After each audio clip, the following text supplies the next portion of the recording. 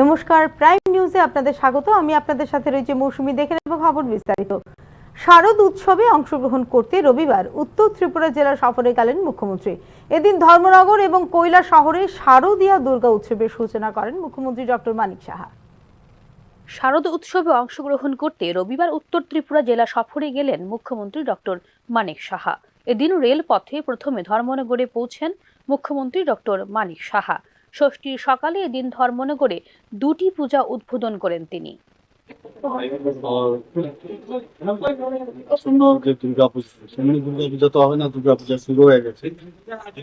আমি তৃতীয়া থেকে বিভিন্ন মণ্ডপ করেছি। আজকে ঠিক করলাম যে ষষ্ঠীর দিনে এখানে চলে আসবো।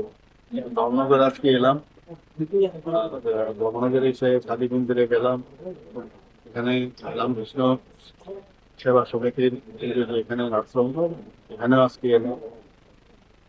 মার কাছে প্রার্থনা করেছি সারা ত্রিপুরাবাসী যেন ভালো থাকতে পারে, সুস্থ থাকতে পারে, মঙ্গল কামনা করেছি। পাশাপাশি ধর্মনগরে যেহেতু এসেছি, ধর্মনগরবাসীর জন্য করবে সরকার ডেভেলপমেন্টের যা যা দরকার সব জায়গায় করছে। আমি যখন এখানে এলাম, যে কিছুদিন আগে আমি ধর্মনগরে এসেছিলাম, এর মধ্যেই অনেক পরিবর্তন আমি এখানে ইনফ্রাস্ট্রাকচারালি দেখতে পাচ্ছি। আরো কিছু করবো। আমার এটা ধর্মনগরে আমার একটা টার্গেট আছে যে কিছু কিছু শহর যেগুলোকে আমরা টার্গেট করেছি একটার পর একটা, সেটাকে ডেভেলপমেন্ট কিভাবে করা যায় সেই বিষয়ে আমরা সেটা শিক্ষা ক্ষেত্রেই হোক, স্বাস্থ্যের ক্ষেত্রেই হোক, খেলাধুলার ক্ষেত্রেই হোক, এগ্রিকালচারের দিকে সব দিক দিয়ে আমরা চাইছি সব কটাই যেন সাব ডিভিশন এবং ডিস্ট্রিক্ট সবটাই যেন ডেভেলপ। পরবর্তী সময়ে উত্তর ত্রিপুরা জেলা সদর কৈলা শহরে যান মুখ্যমন্ত্রী ডক্টর মানিক সাহা। সেখানে শ্রীরামপুরে প্রেম মন্দির মণ্ডপের উদ্বোধন করেন মুখ্যমন্ত্রী। অনুষ্ঠানে উপস্থিত ছিলেন পূজা কমিটির প্যাট্রন ইন চিফ তথা রাজ্যের মন্ত্রী টিঙ্কু রায়ও। ক্ষমতায় যারা থাকবেন তাদের ভেতরে আসুরিক শক্তির উদয় হলে নাশ করতে হবে অশুভ এই শক্তিকে বলে এদিনের অনুষ্ঠানে উল্লেখ করেন মুখ্যমন্ত্রী ডক্টর মানিক সাহা। দেওয়া যায় না, কাউকে কোনো একটা পজিশন দিলাম, কাউকে কোনো জায়গার মধ্যে বললাম তোমার এটা, তো ওখানে বসে বলে আমি তো অসুরের মতো মহারাজ। তো নিজের সমাজের প্রতি যে তার যে ডাউন টু আর্থ বা যা প্রপারলি তার বিহেভ করা উচিত মানুষের সাথে, তার থেকে ওই অসুর যে মানসিক চিন্তাধারা সেটা চলে আসে। তো এই 1 বছর প্রতি বছর আমরা কিন্তু এটাকে পালন করি, যাতে এই ধরনের চিন্তাধারা আমাদের নিজেদের মনের ভিতর, আমাদের ব্রেনের মধ্যে, মস্তিষ্কের ভিতর আসে, সেটা আমরা বের করি। আবার 1 বছর জন্য আবার শান্তি যেন প্রতিষ্ঠিত হয়। মানুষ শান্তি চায়। মানুষ এখন তো আর সেই দেবদেবীদের মতো তো ডেমোক্রেসি ছিল না, এখন তো ডেমোক্রেসির যুগ। সেই ডেমোক্রেসিতে সবার স্বাধীনতা আছে, বাক স্বাধীনতা আছে, সবাই বলার অধিকার আছে, সবার যে কোনো জায়গায় কাজ করার অধিকার আছে, কিন্তু life is nothing but in order. শারদ উৎসব উপলক্ষে রাজ্যের বিভিন্ন পূজা মণ্ডপে দুর্গাপূজার উদ্বোধন করছেন মুখ্যমন্ত্রী ডক্টর মানিক সাহা। ঐতিহ্য আর আধ্যাত্মিকতার আবহে নিজে উপস্থিত থেকে পূজা উদ্বোধনের মাধ্যমে সাধারণ মানুষের সঙ্গে শারদ উৎসবের আনন্দে ভাগ করে নিচ্ছেন মুখ্যমন্ত্রী। দুর্গাপূজা কেবল ধর্মীয় উৎসব নয়, এটি সামাজিক সম্প্রীতির এক মহোৎসব যা মানুষকে এক সূত্রে বাঁধে বলেও বার্তা দিচ্ছেন মুখ্যমন্ত্রী doctor Manik Saha. Bureau report, news now. ওষুধের উপর জিএসটি কমিয়ে সাধারণ মানুষকে স্বস্তি দেওয়ার নেওয়া হয়েছে সিদ্ধান্ত, কিন্তু বাস্তবে ছবিটা একেবারেই আলাদা।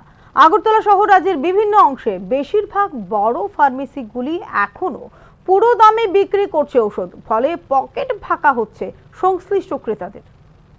কেন্দ্রীয় সরকারই সম্প্রতি ওষুধের ওপর পণ্য ও পরিষেবা কর বা জিএসটি হ্রাসের ঘোষণা করলেও তার বাস্তব সুফল এখনও পৌঁছায়নি রাজ্যের গ্রাহকদের কাছে। ফলে সাধারণ রোগী ও তাদের পরিবারগুলির মধ্যে ছড়িয়ে পড়েছে প্রবল অসন্তোষ।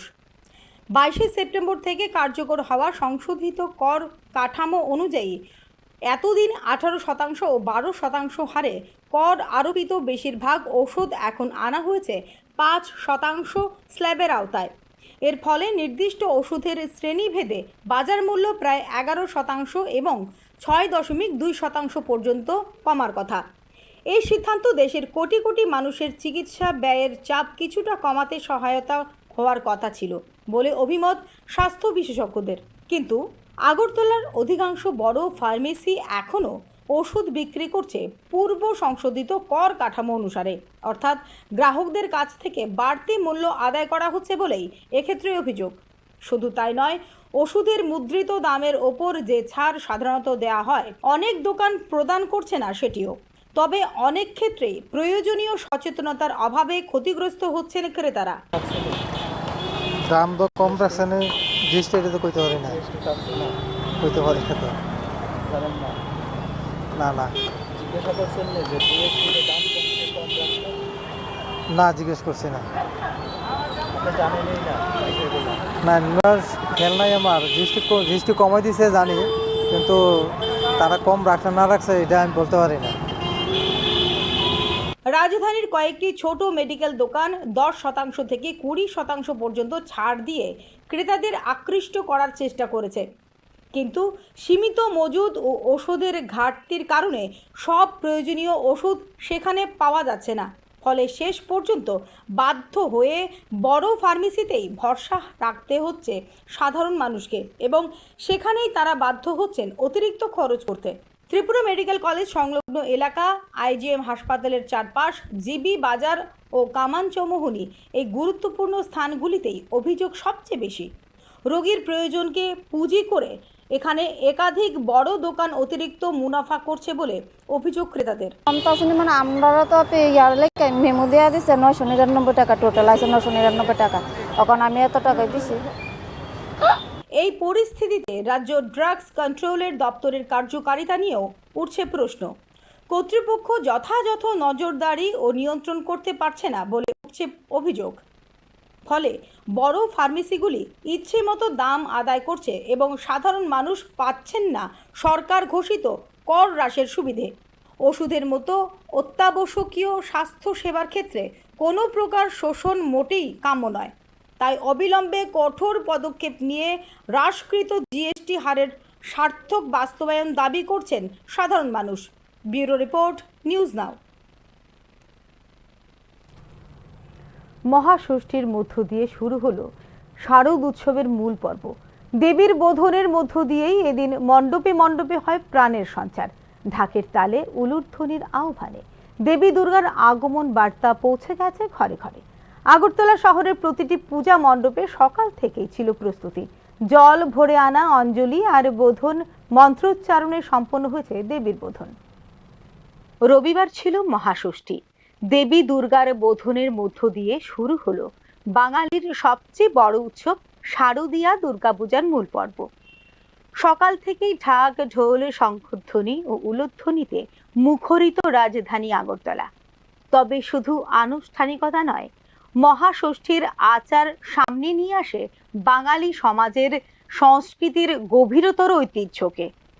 শাস্ত্রমতে মহাষষ্ঠীর দিনেই দেবীর অধিবাস, আমন্ত্রণ ও বোধন সম্পন্ন হয়। প্রতিটি পূজা মণ্ডপে পুরোহিতরা জল ভরে নিয়ে আসেন নদী বা পুকুর থেকে। রাজধানীর পূজা মণ্ডপগুলোতে আজ মহিলারা ঐতিহ্যবাহী পোশাকে সুসজ্জিত র্যালির মাধ্যমে হাওড়া নদী থেকে গঙ্গা আবাহন করে জল নিয়ে আসেন। এটি শুধু ধর্মীয় আচার নয়, বরং সামাজিক অংশগ্রহণ ও সাংস্কৃতিক মিলনের প্রতীক।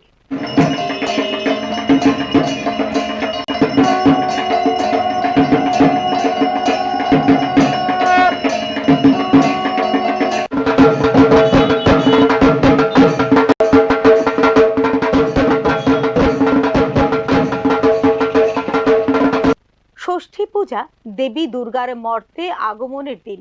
বোধন, অধিবাস ও আমন্ত্রণের মাধ্যমে করা হয় প্রতীকীভাবে দেবীর প্রতিমায় প্রাণ প্রতিষ্ঠা। চক্ষুদান বা প্রতিমার চোখ আকার মধ্য দিয়ে প্রতিষ্ঠিত হয় দেবীর জীবন্ত রূপ। এর মধ্য দিয়েই মর্তে প্রবেশ করেন দেবী, যা ভক্তদের কাছে এক গভীর আধ্যাত্মিক অভিজ্ঞতা। কালকে আমাদের বোধন পূজা সমাপ্ত হলো, আর আজকে ষষ্ঠী পূজা 10টা 45 টাইম ছিল, এই টাইমের মধ্যে আমরা ষষ্ঠী পূজা সমাপন করলাম। জেপিসি ক্লাবে ষষ্ঠী পূজা সমাপ্ত হলো। সপ্তমী কালকে কখন লাগবে? সপ্তমী আজকে লাগবে, কাল সকাল 6টা থেকে পূজা শুরু হবে। যথাসময়ে পূজা শেষ করে পুষ্পাঞ্জলি হবে, তারপর মায়ের অন্ন ভোগ নিবেদন করা হবে।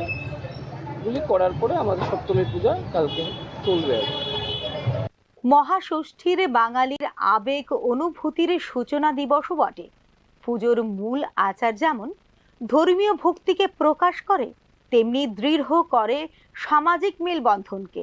আগরতলার বিভিন্ন পূজা মণ্ডপে এদিন সকাল থেকে মানুষের অংশগ্রহণ ও উৎসবের উচ্ছ্বাস প্রমাণ করে দুর্গা উৎসব শুধু ধর্মীয় অনুষ্ঠান নয়, বাঙালির সম্মিলিত পরিচয়ের প্রতীকও এই উৎসব। শরৎ শিউলির সুভাষ আর কাশ ফুল, এই ঋতুগত সৌন্দর্য দুর্গা উৎসবের আবহকে করে তোলে আরও অন্যান্য। আগামী 4 দিন ধরে সপ্তমী, অষ্টমী, নবমী ও বিজয়া দশমীর আচার পালনের মধ্য দিয়ে চলবে দুর্গাপুজো। তবে ষষ্ঠীর তাৎপর্য আলাদা। এটি শুধু পূজার সূচনা নয়, বরং আবেগ, মিলন ও সাংস্কৃতিক চেতনায় ভরপুর এক সামাজিক উৎসবের সূচনা। তাই শুধু ধর্মীয় আচার নয়, বাঙালির সাংস্কৃতিক পরিচয়ের মহোৎসব হিসেবেও দেখা যায় মহাষষ্ঠীকে। Bureau report, news now. উৎসবের মরশুমে রেগা টুয়েপের মাধ্যমে শ্রমজীবীদের হাতে অর্থ তুলে দিতে পারত রাজ্য সরকার, কিন্তু তা না হওয়ায় অর্থ সংকটে ভুগছেন শ্রমজীবীরা। শনিবার এরকমটাই অভিযোগ করলেন প্রাক্তন মুখ্যমন্ত্রী মানিক সরকার। উৎসবের মরশুম শুরু হয়ে গেলেও সরকারের উদাসীনতায় শ্রমজীবীদের হাতে টাকা নেই বলে অভিযোগ করলেন প্রাক্তন মুখ্যমন্ত্রী মানিক সরকার। অর্থের অভাবে সন্তান বিক্রি হচ্ছে বলে উঠে আসে সংবাদ মাধ্যমে। উৎসবের মরশুমে রেগা টুয়েপের মাধ্যমে শ্রমজীবীদের হাতে অর্থ তুলে দিতে পারত রাজ্য সরকার। সমাজের একটা বৃহত্তর অংশকে বাদ দিয়ে উৎসব সার্থকভাবে পালিত হতে পারে না বলে উল্লেখ করেন প্রাক্তন মুখ্যমন্ত্রী মানিক সরকার। বিশেষ দিন মানে আজকে তো কি ষষ্ঠী, কিন্তু এটা তো উৎসব বলছে, কিন্তু উৎসবটা কার? প্রায় 30 থেকে 35টা কম মানুষ গ্রামে শহরে শ্রমজীবী অংশে না রেগার কাজ, না টুয়েপের কাজ, না সরকারের ডেভেলপমেন্ট ডিপার্টমেন্টের কাজ, হাতে পয়সা নাই। তো পূজা করতে তো কিছু পয়সা লাগে, বাচ্চাদের জামা টামা একটু কিনে দেওয়া। এই সময়ে পূজার সময় কাজ থাকবে না, 4 দিন অন্তত খেতে হবে তো। তাহলে আগে এই কাজগুলো করার জন্যে সরকারকেই সাহায্য করা উচিত। সরকার তো কিছুই করছে না। এখন কার্নিভেলের জায়গা দেখা নিয়ে আর মন্দিরের টিকা কেটে পূজা আরম্ভ 4 দিন আগে থেকে মন্দির উদ্বোধন করছে। এটা যারা পূজা করছেন তাদের ব্যাপার, যারা উদ্বোধনে যাচ্ছেন তাদের, কিন্তু যাচ্ছেন তো মন্ত্রীরা, মুখ্যমন্ত্রী। কিন্তু এই যে উৎসব উৎসব বলছেন, উৎসব তো সমাজের 2/3 বাদ দিয়ে হয় না, কিন্তু 2/3 তো হাতে কোনো পয়সা নেই। এবং গ্রামের অবস্থা খুব খারাপ। আজকে আমি অন্য পত্রিকা বললাম না, দৈনিক সংবাদ পত্রিকা দেখবেন, তার প্রথম পৃষ্ঠা আমি যে কথাগুলো বলছি, দেশকতা অনেক আগে এগুলো লিখেছেন, দৈনিক সংবাদ হুবহু প্রায় তাই লিখেছে। বলছে তো শহরে একরকম, গ্রামে কাজে এই যে জায়গাটা চলছে, এটা তো খুব খারাপ, খুব খারাপ একটা জায়গা। গরিব ও শ্রমজীবীদের হাতে এই সময়ে অর্থ তুলে দেবার ক্ষেত্রে আন্তরিক হয়নি রাজ্য সরকার। বিভিন্ন লাইন ডিপার্টমেন্টের কাজের মাধ্যমে তুলে দেওয়া যেতে পারত অর্থ। এরকমটা না হওয়ায় দায়ী সরকার বলে অভিযোগ করেন প্রাক্তন মুখ্যমন্ত্রী মানিক সরকার।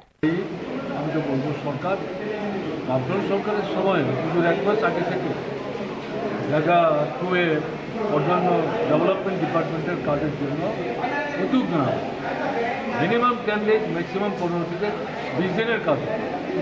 পূজার 6-7 দিন আগে তাদের হাতে টাকা তুলে দেওয়া, কেমন না? এটা এই সরকার করতে পারে না। এটা দৃষ্টিভঙ্গির মানবিক যে ভাবনা চিন্তা, এটাতে যদি ঘাটতি থাকে তাহলে যা হচ্ছে তাই বলো, এবং তাই বলছে। বলে এই দিনে মানে যারা মানে করার কথা তারা কিছুই করলেন না। আমি তো এটাতে মানে কোনো মতেই কোনোভাবেই মেনে নিতে পারি না। এটা মেনে নেওয়া যায় না।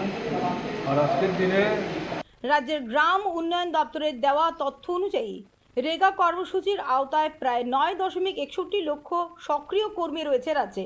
23শে সেপ্টেম্বর 2025 পর্যন্ত 2025-26 অর্থ বছরের জন্য এমজিএন রেগা প্রকল্পের অধীনে 1,66 লক্ষ শ্রমিক দিবস তৈরি করেছে রাজ্য সরকার। 2025-26 অর্থ বছরে রাজ্যের জন্য অনুমোদিত শ্রম বাজেট হল 3,50 লক্ষ শ্রম দিবস। তবে রাজ্যের বিভিন্ন ব্লক এলাকাগুলিতে রেগা প্রকল্পের বকেয়া শ্রম দিবসের অর্থ রাশি অবিলম্বে রিলিজ করার দাবি জানিয়েছে বিরোধী দল কংগ্রেস এবং CPIM. Bureau report, news now. Udaipur Brahmabari সামাজিক উন্নয়ন কমিটির মণ্ডপে প্রতিমা ভাঙচুর ঘিরে ছড়িয়েছে ব্যাপক চাঞ্চল্য। ঘটনাস্থলে ছুটে যান গোমতী জেলা পুলিশ সুপার সহ অন্যান্য পুলিশ আধিকারিকরা।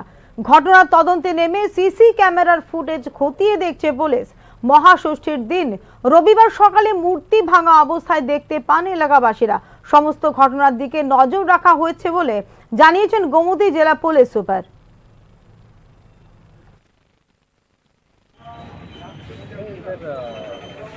मूर्ति का कुछ पार्ट्स रात में कोई थोड़ा ऐसा हम लोग भी देख रहे हैं क्या है इधर आसपास सीसीटीवी या कुछ है तो हम लोग देख रहे हैं, अभी इन्वेस्टिगेशन चल रहा है। तो मूर्ति तो तोड़ दिया, तो अभी के इसके बारे में इंक्वायरी होगा पूरा? हाँ हो रहा है ना। रात में हुआ है? रात में हुआ है तो नाइट शिफ्ट में रहते, नाइट ड्यूटी तो रहते? इधर ही था, हमारा डिप्लोमेंट इधर ही रहता है, इसलिए देख रहे हैं क्या है इन्वेस्टिगेशन। सर दुर्गा पूजा में तो सीसीटीवी लगाने की बात है, तो यहाँ पर क्या सीसीटीवी है क्या? लगाए, इसलिए हम लोग अभी सीसीटीवी एग्जामिनेशन करेंगे। 32 सीसीटीवी लगाए हैं। কেবল প্রাকৃতিক সৌন্দর্য ও সংস্কৃতির জন্যই নয়, ধর্মীয় পর্যটনের জন্যও গুরুত্বপূর্ণ উত্তর পূর্ব ভারতের শান্ত রাজ্য ত্রিপুরা। মন্দির, আধ্যাত্মিক কেন্দ্র এবং স্থানীয় উৎসব পর্যটক ও তীর্থযাত্রীদের প্রদান করছে এক অনন্য অভিজ্ঞতা। উত্তর পূর্ব ভারতের শান্ত রাজ্য ত্রিপুরা আজ পর্যটনের মানচিত্রে ছড়াচ্ছে নতুন আলো। প্রকৃতির কোলে লুকানো এই রাজ্যটি কেবল প্রাকৃতিক সৌন্দর্যই নয়, বরং পরিচিত সমৃদ্ধ ঐতিহ্য, সংস্কৃতি এবং আতিথেয়তার জন্য। উত্তর পূর্ব ভারতের এই রাজ্য কেবল প্রাকৃতিক সৌন্দর্য ও সংস্কৃতির জন্যই নয়, ধর্মীয় পর্যটনের জন্য একটি গুরুত্বপূর্ণ গন্তব্য। এর প্রতিটি কোণে রাজ্যের ইতিহাস ও আধ্যাত্মিকতা, কৃষ্টি সংস্কৃতির ছোঁয়া স্পষ্ট। পর্যটক ও তীর্থযাত্রীদের জন্য এক বিশেষ অভিজ্ঞতা প্রদান করে রাজ্যের মন্দির, মঠ এবং স্থানীয় উৎসবগুলো। রাজ্য সরকারের দেওয়া সর্বশেষ তথ্য অনুযায়ী 2024 সালে রাজ্যে আভ্যন্তরীণ পর্যটকের সংখ্যা 64.7% বৃদ্ধি পেয়ে দাঁড়িয়েছে 6,01,000। শুধু অভ্যন্তরীণ পর্যটকই নয়, ত্রিপুরার প্রতি আকৃষ্ট হয়েছেন বিদেশি পর্যটকরাও। 2024 সালে বিদেশি পর্যটকদের সংখ্যা 36.15% বৃদ্ধি পেয়ে হয়েছে 91,000 জন। এই বৃদ্ধি সিকিমের পরে উত্তর পূর্ব ভারতের বিদেশি পর্যটকদের জন্য দ্বিতীয় প্রিয় গন্তব্যে পরিণত করেছে ত্রিপুরাকে। ত্রিপুরার পর্যটন উন্নয়ন নিগম কর্তৃপক্ষের মতে রাজ্যের ঐতিহ্যবাহী স্থান যেমন উন্মুক্ত মঠ, রাজবাড়ি এবং স্থানীয় মেলা উৎসব আকৃষ্ট করছে পর্যটকদের। এছাড়া শহর ও গ্রামীণ পর্যটন কেন্দ্রের হোটেল, পরিবহন ব্যবস্থা এবং নিরাপত্তা ব্যবস্থার উন্নতি বিশেষ আকর্ষণ তৈরি করেছে বিদেশি পর্যটকদের জন্য। এই পর্যটক বৃদ্ধির প্রভাব শুধু পর্যটন খাতেই সীমিত নয়, স্থানীয় অর্থনীতি, হোটেল ও রেস্টুরেন্ট শিল্প এবং ছোট ব্যবসা প্রতিষ্ঠান নতুন শক্তি পাচ্ছে এই সাফল্য থেকে।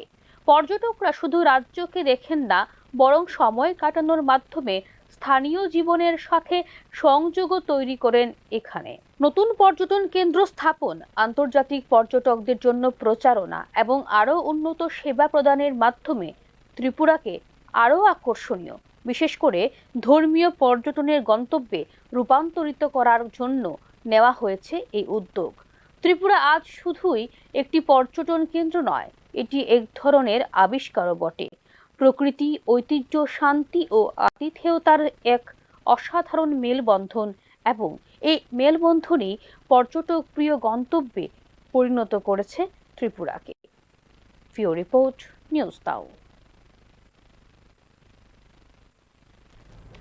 শারদীয় দুর্গা উৎসব উপলক্ষে অবকাঠামো উন্নয়ন অনির্মাণ প্রকল্পে 50 কোটি টাকার উপর অনুমোদন দিয়েছেন মুখ্যমন্ত্রী ডক্টর মানিক সাহা। প্রেক্ষিতে মুখ্যমন্ত্রীর উদ্দেশ্যে ধন্যবাদ জ্ঞাপন করেছে ত্রিপুরা প্রদেশ বিজেপি। শারদ উৎসবের দিনগুলিতে অবকাঠামো উন্নয়নের মধ্য দিয়ে রাজ্যের আর্থ সামাজিক দিকটিও সমৃদ্ধশালী হবে বলে জানিয়েছেন ত্রিপুরা প্রদেশ বিজেপি। 0.65 কোটি টাকা ইতিমধ্যে উনি ঘোষণা করেছেন। আমি কয়েকটা আপনাদের সামনে উল্লেখ করে ধরছি।